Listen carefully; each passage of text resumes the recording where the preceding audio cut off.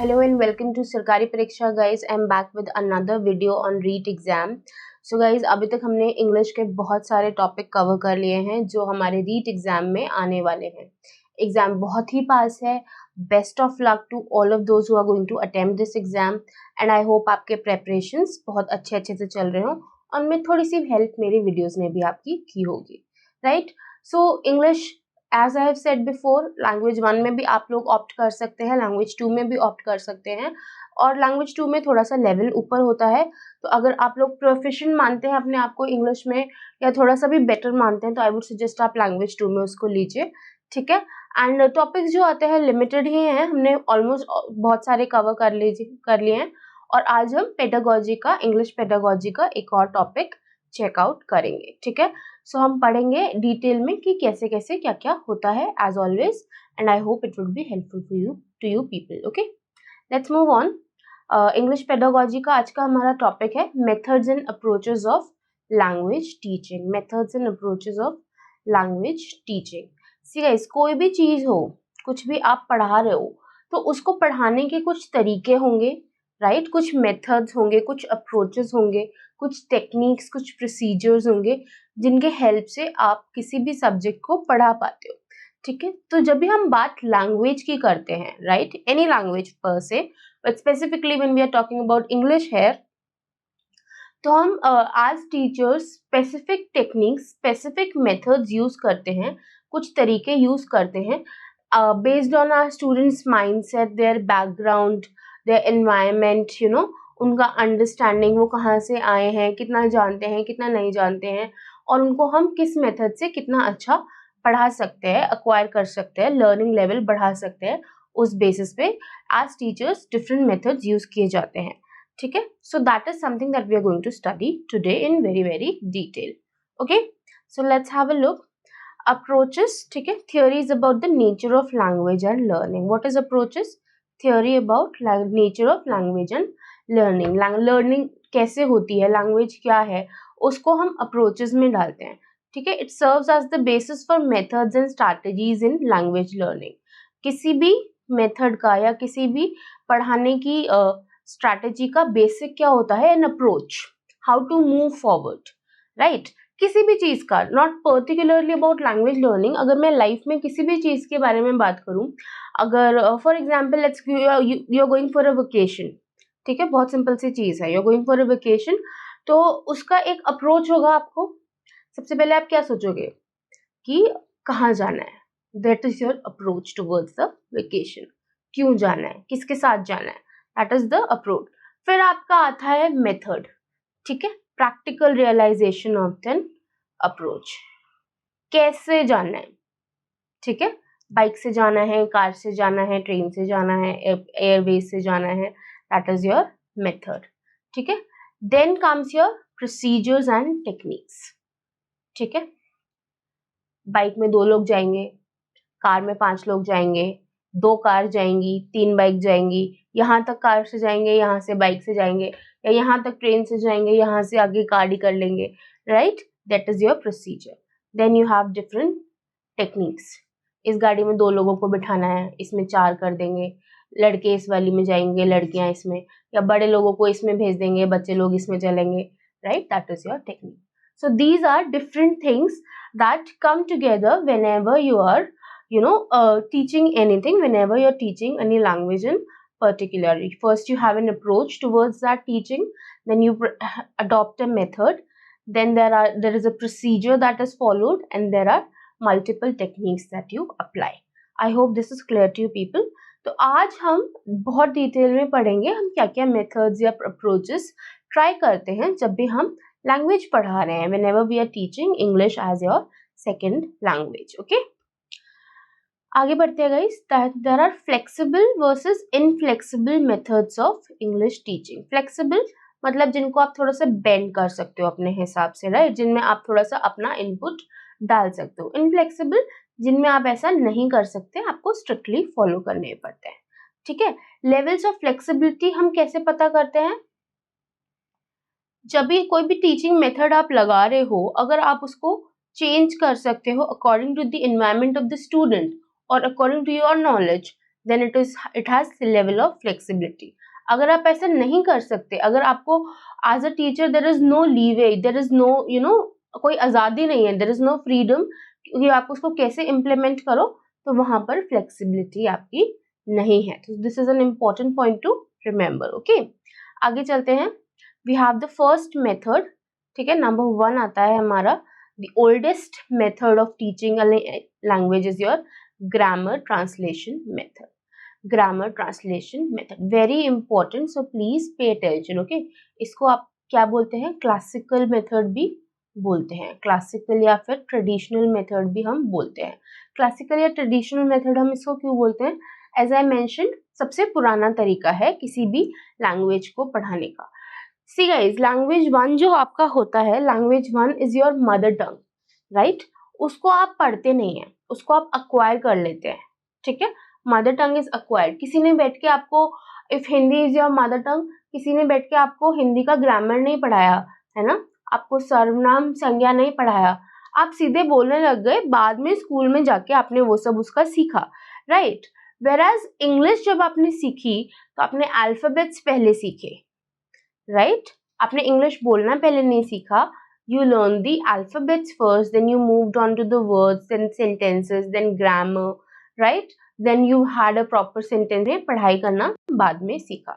So this is your oldest or the classical method of teaching in any language. ठीक है, English है we are talking about. ठीक है, इसमें क्या होता है कि आपके मदर टंग में क्लासेस लिए जाते हैं.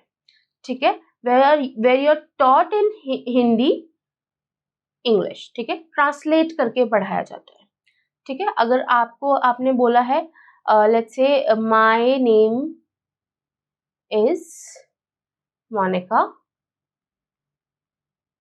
सो how would you be taught this? इसको आपको पढ़ाया जाएगा, मेरा नाम है मोनिका. इसको इंग्लिश में बोलेंगे माय नेम इज मोनिका. तो आप पहले हिंदी में जानोगे उस चीज को, तब आप उसका ट्रांसलेशन इंग्लिश में सीखोगे. That is your grammar translation method. ठीक है, पुराने जमाने में पढ़ाया जाता था. आज भी in many of the Hindi medium schools ये मेथड यूज किया जाता है हिंदी मीडियम स्कूल्स में. What are the limitations of this method? क्यों इतना इफेक्टिव नहीं माना जाता है इस मेथड को, या फिर क्यों हमें दूसरे मेथड्स की जरूरत पड़ती है even if we had this from a very long time? Is because यहाँ पर आपको फ्लुएंसी इसी लैंग्वेज में रहती है, बोलना नहीं आता है आपको, because the thought is not there. ठीक है, see guys, any language in future also if you are learning any new language, तो क्या होता है, जब तक आप उस भाषा में सोच नहीं सकते, when if you can not think in that particular language, आप उतना फ्लुएंटली उसे बोल नहीं पाएंगे. ठीक है, सो इंग्लिश का भी सेम सीन है. अगर आप इंग्लिश में सोच पा रहे हैं ना, तो आप इंग्लिश इजीली बोल भी पाएंगे. ठीक है, लेकिन ग्रामर ट्रांसलेशन मेथड हमें इंग्लिश में थॉट करना नहीं सिखाएगा, थिंक करना नहीं सिखाएगा. It would teach us to translate whatever we are thinking in our head in English. That is why यहाँ पर सिखाया हुआ लैंग्वेज स्पीकिंग स्किल्स नहीं होते. There is absolutely no spoken skills. ठीक है, प्रोनाउंसिएशन भी आपका वीक होता है. ठीक है, प्रोनाउंसिएशन वीक होगा. सो अगर आपसे पूछा जाए किस मेथड में आपका स्पीकिंग स्किल्स नहीं होता है, प्रोनाउंसिएशन वीक होता है, then this is the answer. Grammar translation में ऐसा होता है. लेकिन आपका वोकैबुलरी अच्छा होगा. You will be taught list of isolated words. ठीक है, आपको बचपन में याद भी होगा ना, आपको स्पेलिंग लिस्ट दे दिया जाता था एक्सटेंसिव, राइट, रट लो करके. सो that is basically this thing कि आपका स्पेलिंग जो होता है, वोकैबुलरी जो होता है, that would be strong because आपको आइसोलेटेड वर्ड्स सिखाए जाएंगे.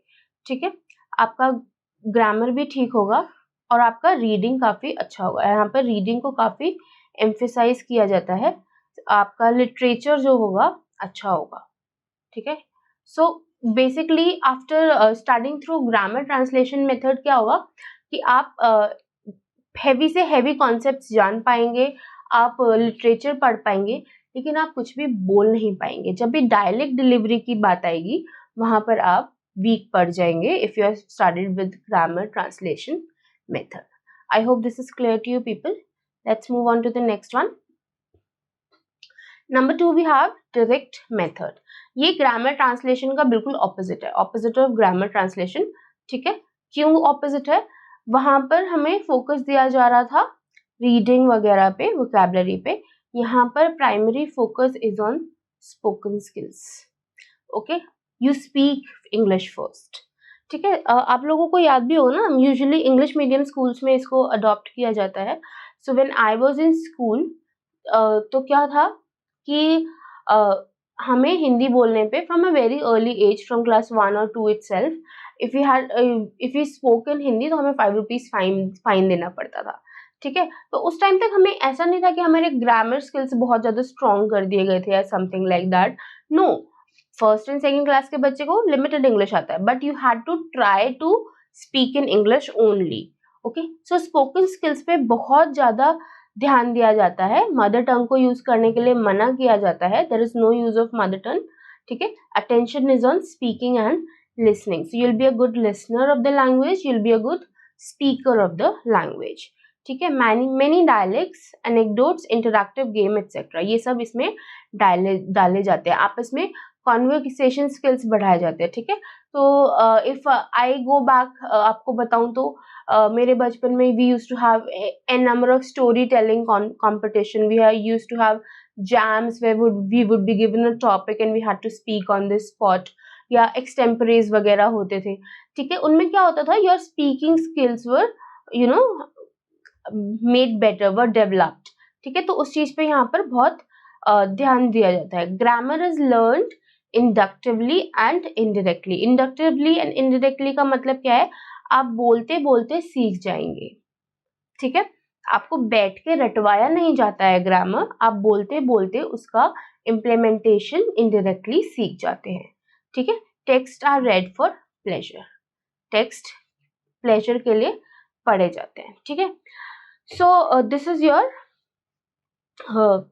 Direct method. अब आप बोलोगे इस मेथड में तो सब सही है, ठीक है, सारी चीजें सही है, तो why we are not always using this method? Because ये बहुत ही स्टूडेंट स्पेसिफिक मेथड हो जाता है। इसके लिए the teacher needs to be very proficient in English. ठीक है, teacher needs to be very very proficient. ठीक है, जिनको अच्छे से इंग्लिश नहीं आता है या जो टेक्स्ट रेफर करके पढ़ाते हैं, वो लोग इस मेथड को यूज नहीं कर पाएंगे।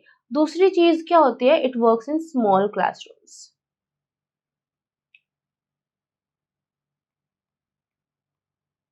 ठीक है, सो मैक्सिमम 35 to 40 स्टूडेंट्स आप इस मेथड में अपनी क्लास में रख सकते हैं, उससे ऊपर आप नहीं रख सकते हैं। क्यों नहीं रख सकते हैं? बिकॉज इंटरेक्शन जरूरी है इस मेथड में।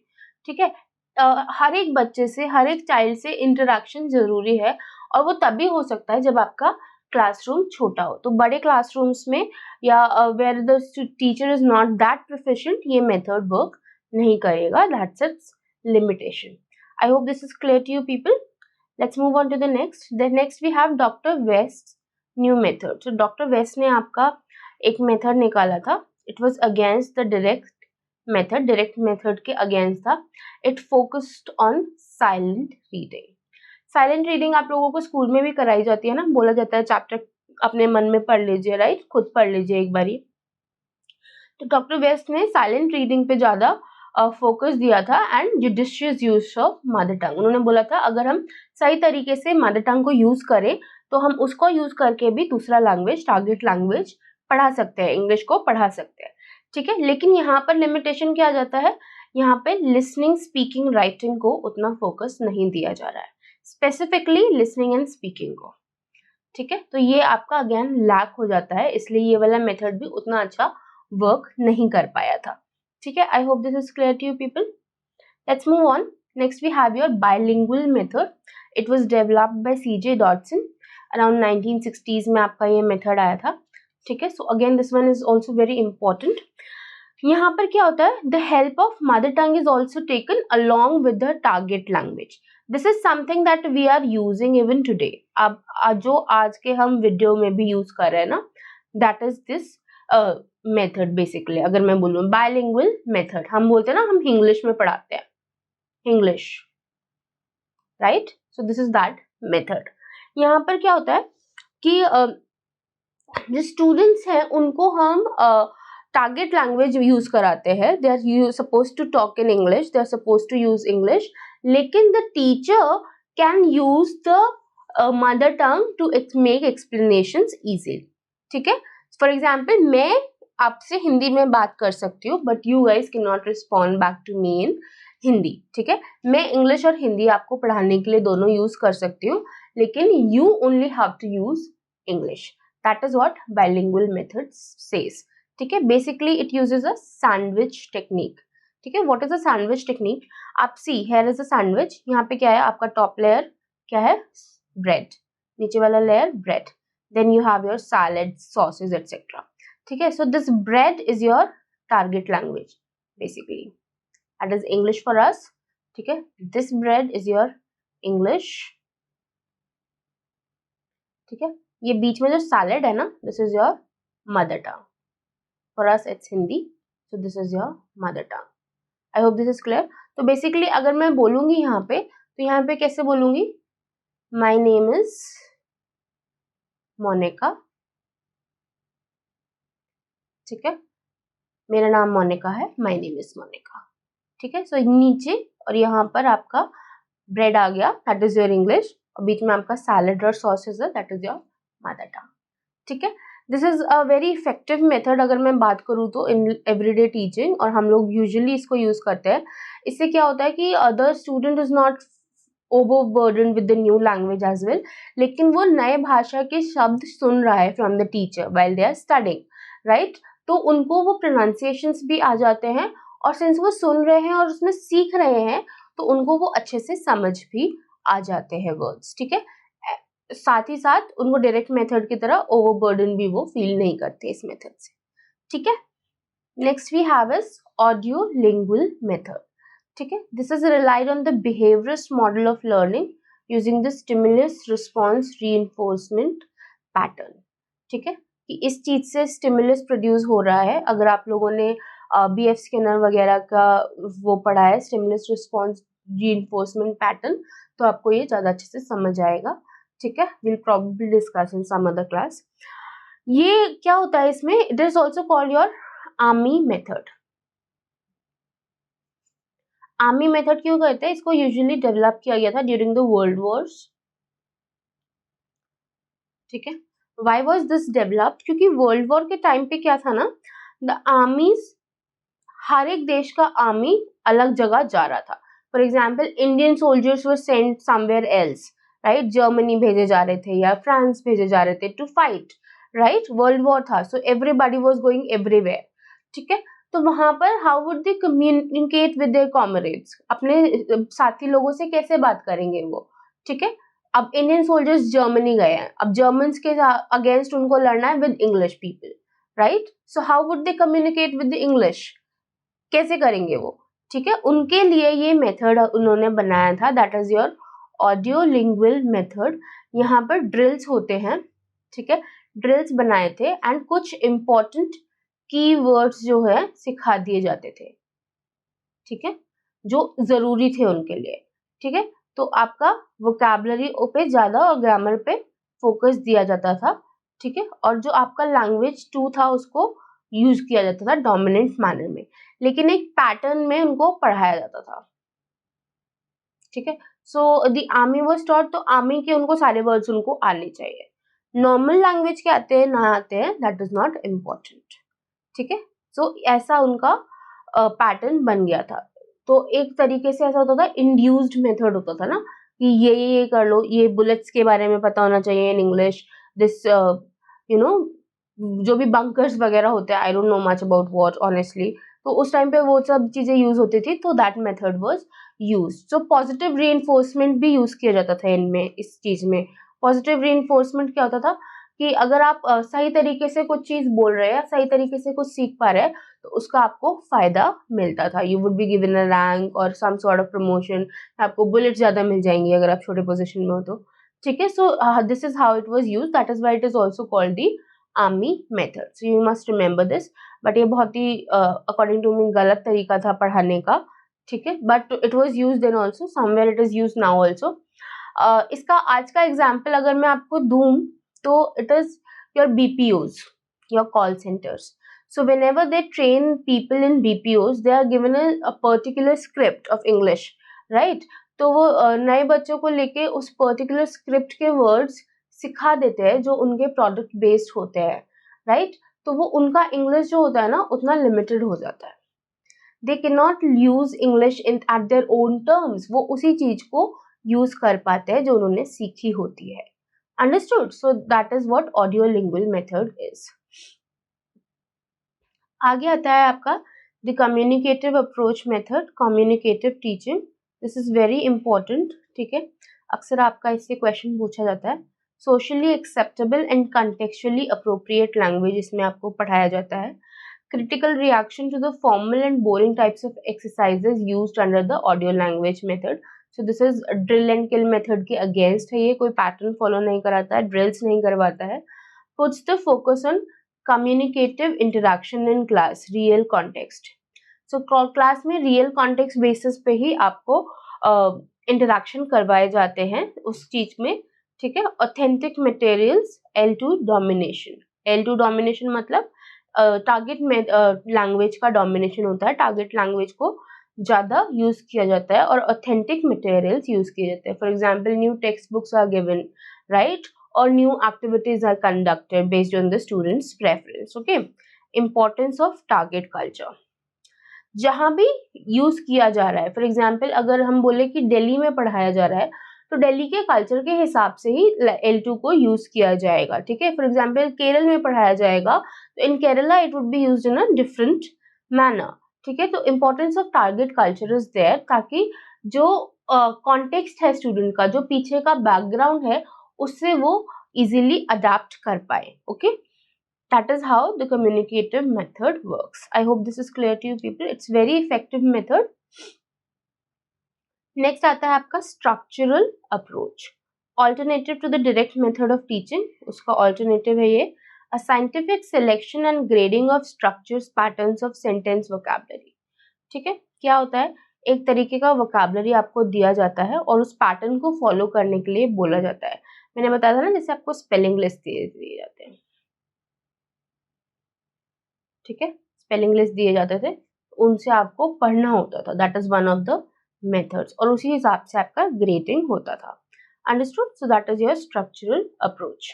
Next we have is situational approach. Situational language teaching या फिर SLT भी बोलते हैं इसको, was developed by British applied linguist Harold Palmer and A.S. Hornby. These names are important. Please remember them. Palmer and Hornby. Okay. SLT bridges the gap between grammar translation approaches to language teaching and communicative language teaching. So grammar translation में जो कमियां हैं और communicative language teaching में जो limitations है, दोनों के बीच में आता है आपका SLT. ठीक है, is similar to audiolingualism in the United States. United States में it is similar to audiolingualism, teaching based on context. इसका अगर मैं आपको प्राइम एग्जांपल दूं ना, तो जब आप छोटे थे तो यूजुअली जो फर्स्ट सेंटेंस आपने इंग्लिश का सीखा होगा ना इन स्कूल, ठीक है, that would be asking to go to the washroom. ठीक है, may I go to the toilet. क्यों सीखा ये सेंटेंस इतनी जल्दी? Because it was based on your context. ये आपको सीखना था. ठीक है, इसकी आपको जरूरत थी. So teaching based on context. Understood? A scientific selection and grading of structures, patterns of sentence vocabulary. Again same चीज है, पिछले की तरह आपको structured patterns दिए जाते हैं, you know, मैच मेकिंग या स्पेलिंग लिस्ट, ये सब आपसे करवाया जाता है. ठीक है, so this is what situational approach is. आगे आता है आपका natural approach of teaching English. This is very important and this is one of the best methods according to me. Was developed by Tracy Terrell and Stephen Krashen. These names are very important. Stephen Krashen तो I think is still alive. इनके lectures भी है YouTube पे. ठीक है, तो आप check कर सकते हो in your free time or something if you are interested. It first appeared in 1983. It derives from or can be related to the direct method. Direct method से similar है. Direct method आपको याद होगा, अभी हमने बात करी है थोड़ी देर पहले ही. Focus on the target language पे ज़्यादा फोकस होता है. ठीक है, सो वहाँ से डिराइव करता है. The teacher speaks only the target language, teacher सिर्फ टारगेट लैंग्वेज में ही बात करते हैं। Class time is committed to providing input for acquisition, acquisition of language होता है रेदर देन लर्निंग, ठीक है। Acquisition is the student is helped कि वो खुद अक्वायर करे बेस्ड ऑन द टीचिंग्स और whatever the environment is according to that, जैसे मैंने एग्जाम्पल दिया बेस्ड ऑन कॉन्टेक्स्ट होता है, ठीक है। So that is what natural approach of teaching speaks about. Then we have Krashen's 5 hypothesis, ठीक है, उन्होंने 5 हाइपोथेसिस दिए हैं टीचिंग के। Let's have a look. Natural order hypothesis, जैसे अभी मैंने बात करी नेचुरली होने दीजिए लर्निंग को, ठीक है। Then he focuses more on acquisition according to Krashen, acquisition is better than learning, language अगर अक्वायर्ड हो तो it is better. Then we have monitor hypothesis, how to monitor the language that is learned, ठीक है, with the help that is something that teachers can do. Input hypothesis, हम इसमें थोड़ा थोड़ा अपना input डाल सकते हैं to help the student gain more acquisition of the languages. And then we have effective filter hypothesis, इसमें हम चीज़ें वो डालें स्टूडेंट के आसपास कॉन्टेक्स्ट में जो are in use, जो उनके फायदे के लिए हो। These are the 5 hypothesis given by the Stephen Krashen. Okay, I hope this is clear to you people. आगे बढ़ते हैं। We have total physical response. Students respond with physical activity to teacher commands. इसमें क्या होता है कि आपको कोई फिजिकल एक्टिविटी के थ्रू लैंग्वेज सिखाया जाता है। फॉर एग्जाम्पल अगर मैं आपको बोलूँ रन, तो आपको पता है मैं क्या बोल रही हूँ, right? You will start running, understood? तो physical activity I use as a command ताकि आप लैंग्वेज को बेटर समझ पाएं। TPR includes but is not limited to the following: pointing, gesturing, touching, pantomime, etc. So if I point like this, you would know, right? If I'm gesturing like this, if I say not like this, you would say I'm saying yes. If I say like this, you would say I'm saying no. ठीक है, this is gesturing. Then touching, then it is pantomime also. अगर मैं mime करूँ, अगर मैं eyebrows raise कर रही हूँ, तो you would know what I'm speaking, right? So this is all part of your total physical response. Okay, usually with lower level learners, छोटे बच्चों के साथ हम ज़्यादा यूज़ करते हैं इसको, किंडरगार्टनर्स के साथ ज़्यादा यूज़ करते हैं उनकी अंडरस्टैंडिंग बेटर करने के लिए। रिलैक्स्ड क्लासरूम होता है एंड इंजॉयमेंट भरा क्लासरूम होता है। एज आई सेड, किंडरगार्टनर्स के साथ ज़्यादा यूज़ किया जाता है। एक्सप्रेशन वाला मेथड है जहाँ पर आपको एक्सप्रेशन से ज़्यादा समझाया जा रहा है, ठीक है, instead of directly speaking to you. Okay, I hope this is clear to you people. Then we have the silent way. The teacher is silent. Students are responsible for their progress. Teaching subordinated to learning. Students gain autonomy by exploring language. यहाँ पे it is entirely based on the students. ठीक है, कुछ schools में ऐसा होता भी है where the student is asked ना, आप लोग ये पढ़ लो, then we'll discuss the questions, right? That is how it is done. So this is your silent way. Teacher का इतना पार्टिसिपेशन नहीं है, टीचिंग इज सबऑर्डिनेटेड, ठीक है। सेल्फ लर्निंग पर ज़्यादा फोकस होगा इस मेथड्स में। Okay, so these were all the methods, ठीक है। यहाँ पर एक बार अगर मैं आपको बोलूँ तो एग्जाम पॉइंट ऑफ व्यू से आपका GLT इम्पॉर्टेंट है, दैट इज ग्रामर ट्रांसलेशन वाला, ठीक है। एंड ग्रामर ट्रांसलेशन इम्पॉर्टेंट है, and your natural method is important, direct method, and आपका SLT. These are some things that you need to remember. Communicative, CLT also, ठीक है। ये terms आप इस वाले टॉपिक से ज़रूर अच्छे से पढ़ के और याद करके जाइए। इन टर्म्स में आपका क्वेश्चन आता ही आता है, ठीक है। Let's have a look at the questions. Okay, which of the following is not considered a challenge in developing the English language in India? India की पर्टिकुलरली बात हो रही है।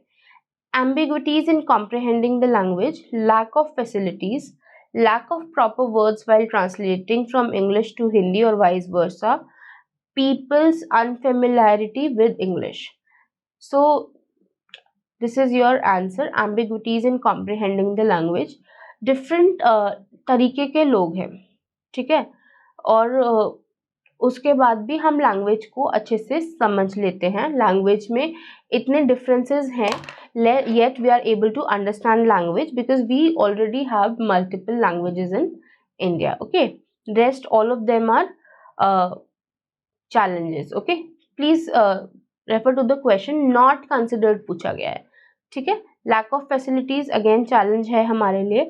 lack of proper words while translating from English to Hindi हो जाता है because Hindi में जो चीज़ें हैं वो इंग्लिश में नहीं होती, या फिर इंग्लिश में जो चीज़ें हैं वो इंग्लिश हिंदी में नहीं है हमारे पास अवेलेबल, ठीक है।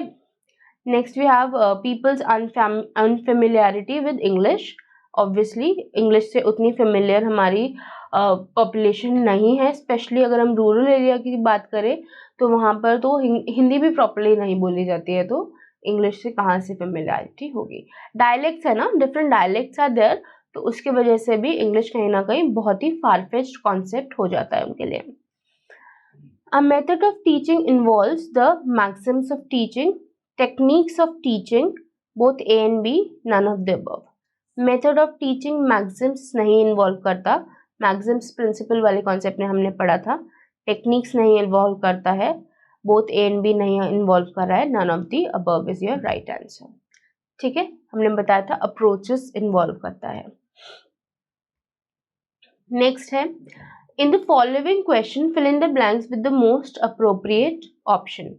A good dash is required between a special student and a teacher for the teaching learning process to be effective. What is required? A good incentive is required. ठीक है। A task in task based language learning is a piece of work which involves engagement with language, a physical activity, a piece of assignment, an activity for reading. No, physical activity नहीं है, assignment नहीं है, an activity for reading नहीं है। A piece of work which involves engagement with the language, जहाँ पर आप language को use कर रहे हो, target language का इस्तेमाल कर रहे हो, उस काम को हम task based learning में डालते हैं, ठीक है। So these were few questions, ठीक है। I hope you have understood. Again I would say grammar translation पढ़िए ध्यान से प्लीज, ठीक है। एंड आप डायरेक्ट मेथड पे फोकस करिए, direct method is important. Then we have natural selection वाला करिए, SLT कीजिए, CLT कीजिए, ये सारे आप with names of people linguist who have describe them properly, आप ये सब याद करके रखिए। यूजुअली अगर मैं बात करूँ मेथड्स की, मेथड्स ऑफ टीचिंग इंग्लिश से यूजुअली आपका 1 नंबर का ही क्वेश्चन आता है, तो but still it is an important part, तो आप ध्यान से पढ़िए and it would be very helpful to you people. I hope आज की क्लास आपको समझ आई हो, अच्छी लगी हो, और आपको कुछ ना कुछ यूजफुल इसमें से मिलेगा अगर आप इसको ध्यान से पढ़ेंगे। आप ध्यान से हमारा PPT भी देखिए, आप स्क्रीनशॉट्स भी लेके रख सकते हो इम्पॉर्टेंट टर्म्स का, ठीक है। So thank you for watching this video.